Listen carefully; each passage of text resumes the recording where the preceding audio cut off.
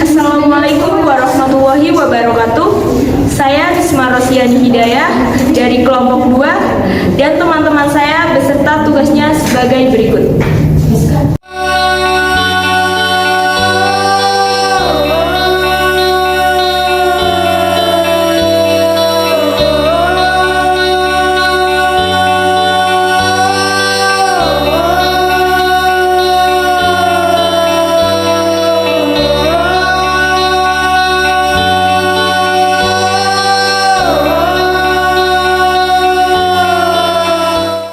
Dan berikut narasumber dari kelompok kami.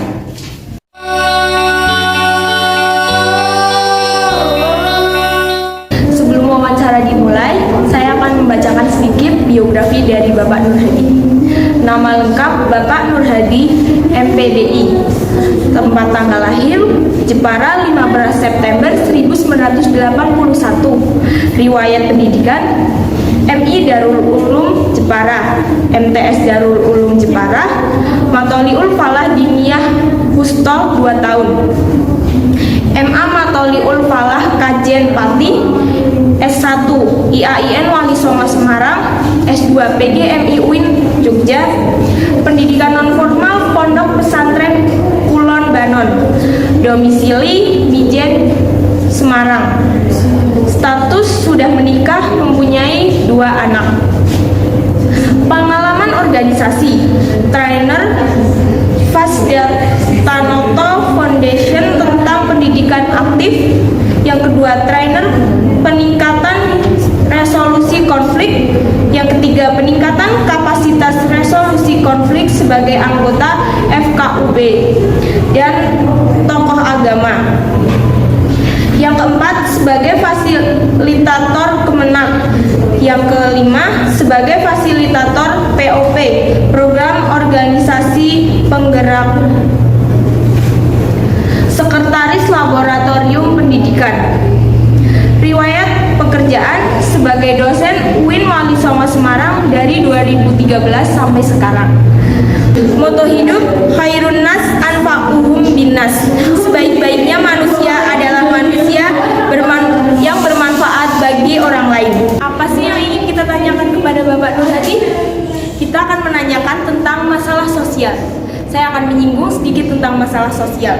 Masalah sosial adalah perbedaan antara harapan dan kenyataan atau sebagai kesenjangan antara situasi yang dengan situasi yang seharusnya.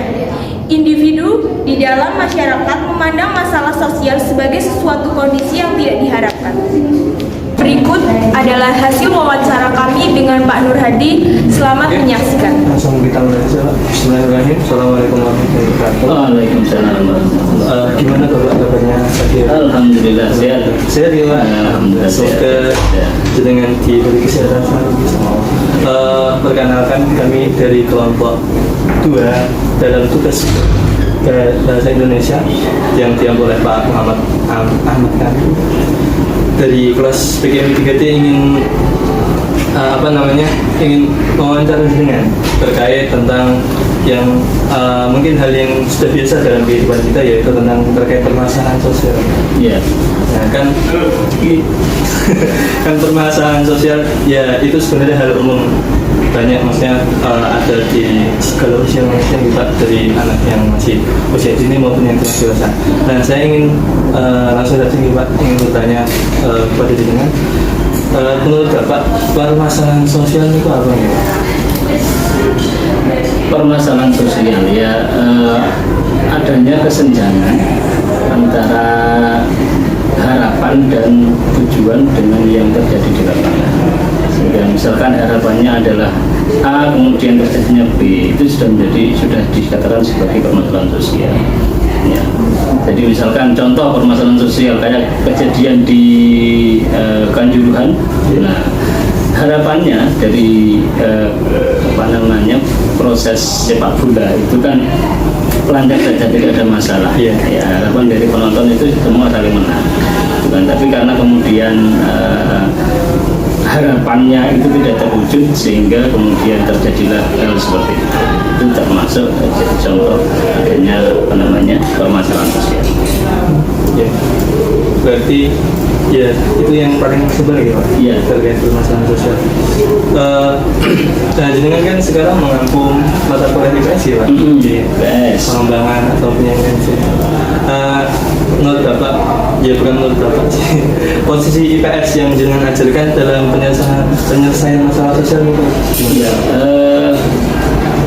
dalam perkuliahan itu memang tujuannya adalah untuk membekali para mahasiswa atau siswa berkaitan dengan apa namanya keterampilan dalam menyelesaikan masalah sosial, termasuk keterampilan dalam menyelesaikan masalah secara individu maupun sosial.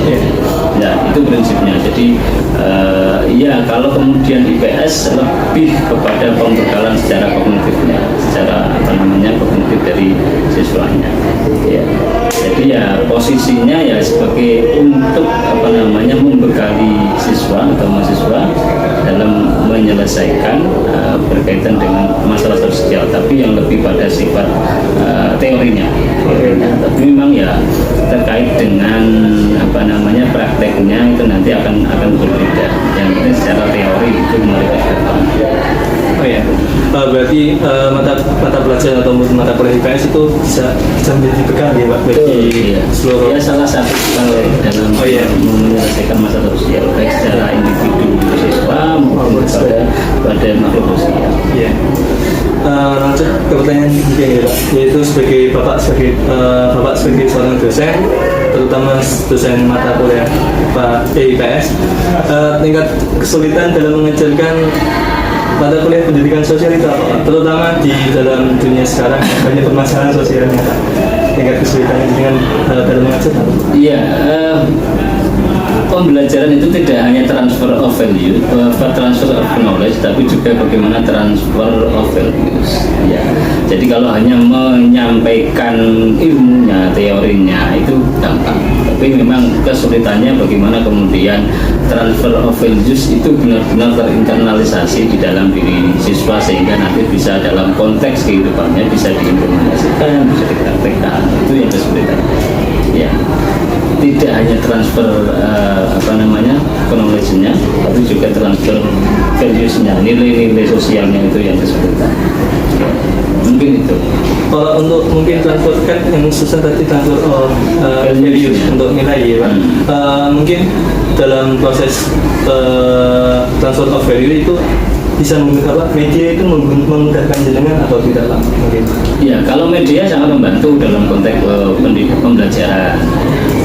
Dalam konteks pembelajaran media sangat membantu baik dalam proses transfer of knowledge-nya maupun transfer of values. Nah, untuk media yang digunakan itu yang mudah digunakan. Yang kalau IPS itu ya memang kondisi sosial yang ada di sekitar kita, ya, itu akan lebih mengenal. Misalkan ya kasus-kasus kecil yang ada di sekitar siswa, yang ada di sekitar mahasiswa itu lebih kontekstual kaitannya untuk apa namanya penggunaan media. Berarti lebih ke kasusnya juga. Kasusnya. Kalau kemudian yang sifatnya apa namanya kasus yang misalkan kejadiannya di luar lingkungan ya misalkan bisa kemudian kita ambilkan dari beberapa kasuistik yang terjadi di sekitar di lingkungan lebih jauh lah misalkan tadi untuk menganalisis berkaitan dengan kejadian di Kanjuruhan misalkan itu kemudian bisa dibuat kasuistik dalam penyelesaian terkait dengan IPS. Jadi ya media sangat membantu ya Pak. Iya jelas. Terus setelah Bapak mengajar IPS sudah berapa lama?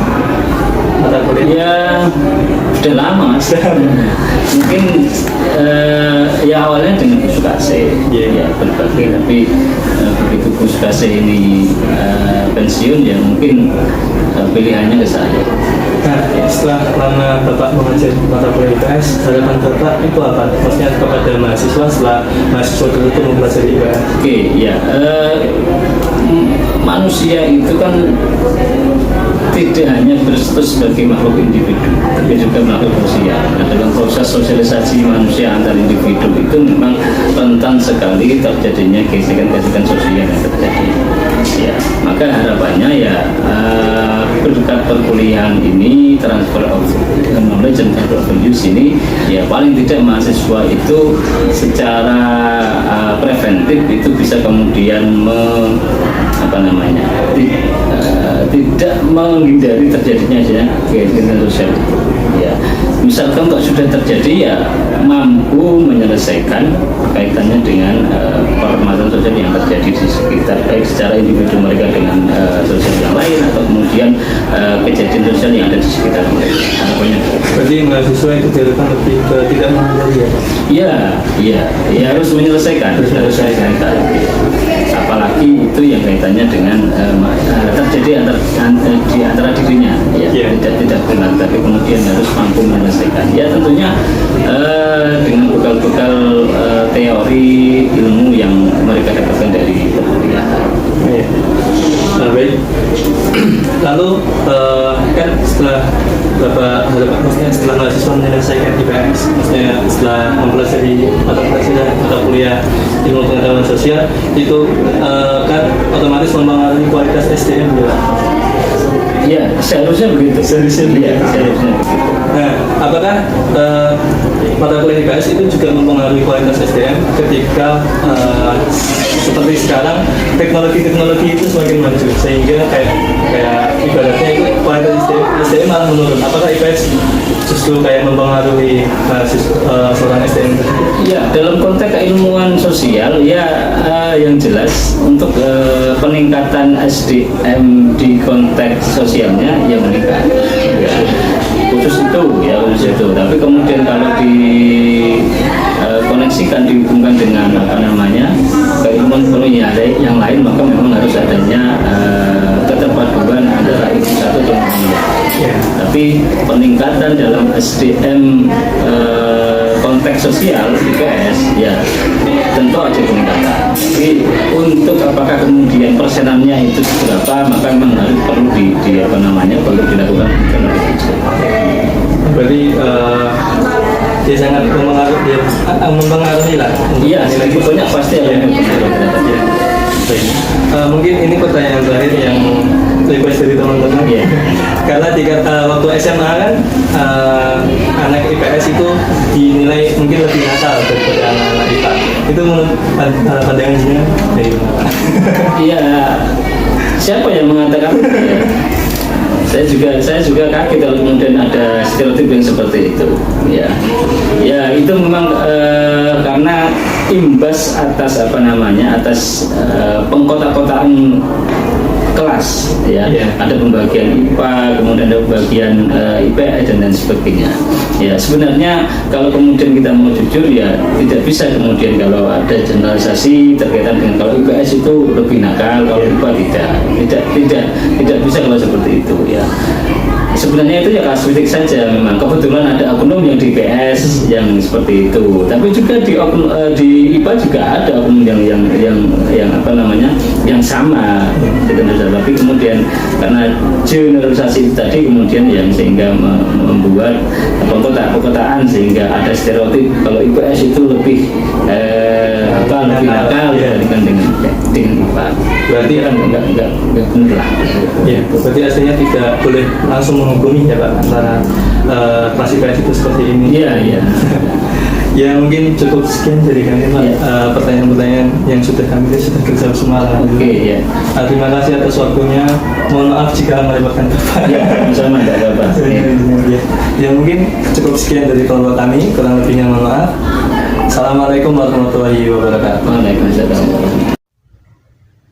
Jadi, kesimpulan pada wawancara kali ini adalah permasalahan sosial adalah adanya kesenjangan antara harapan dan tujuan dengan apa yang terjadi.